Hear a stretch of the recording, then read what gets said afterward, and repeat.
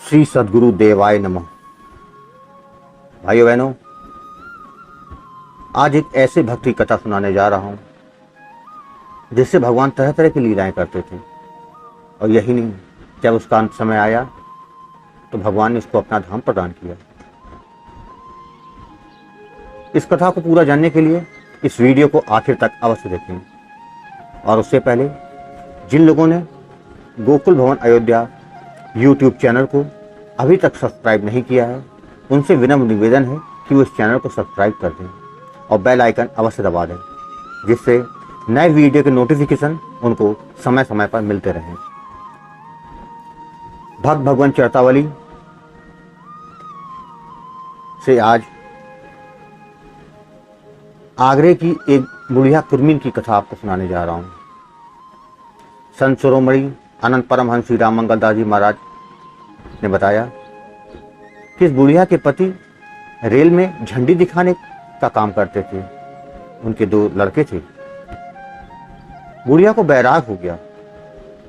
Rail की पटरी पर से छोटे छोटे पत्थर की बटिया 2-4 तोले की लेके आती, उसको डोलची में रख लिया और पति व दोनों लड़कों और दोनों बहुओं से कहा, अब हम अयोध्या धाम को जा रहे हैं, वहां मंत्र लेकर चारों धाम घूम कर आवेंगे। सब घर के लोग खुशी को कहे, ठीक है जाओ। वो अवध में घूमने के बाद महाराज श्री के पास गोकुल भवन पहुंच गई। महाराज जी बताते हुए, वो काली काली थी, दुबली दुबली, केस खुले हुए थे। महाराज जी ने राम मंत्र जानकी मंत्र बताया। पढ़ी ना थी तो उसने मंत्र याद कर लिया। कंठी माला जपमाली महाराज जी ने दिया। आश्रम में कई दिन रही। यहाँ छोटी छोटी मूर्ति राम जानकी राधे श्याम की कहीं से कई जोड़ी आ गई थी। हमसे राम जानकी राधे श्याम की लिया। महीना गर्मी का था, कहा 4 धाम घूम के लौटूंगी।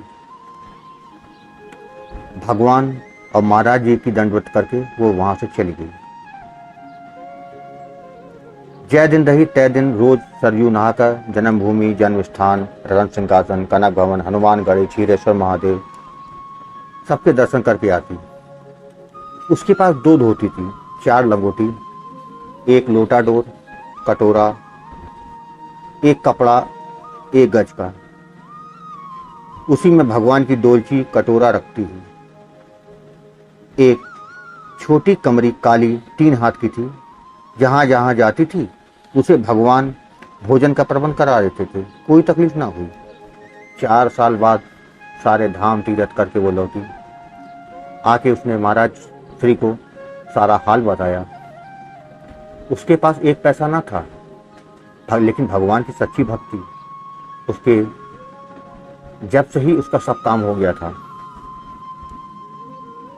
शंकर भगवान ने कहा, सर्वाक्षर राम मंत्र के जप से ही 5 चोर 6ठा मन शांत हो जाता है।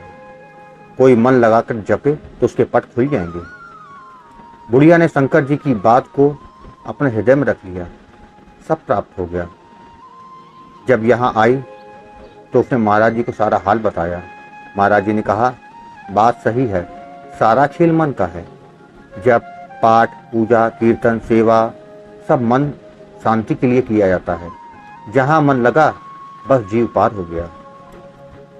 फिर वह महाराज जी के साथ 3 बजे रात से 8 बजे तक बैठी रहती, एक आसन पे। यात्रा में सब मूर्ति कटोरा में धरकर नहवाकर, धोती पर मूर्ति धरकर चरणोदक पीकर कटोरा धोकर रख लेती थी।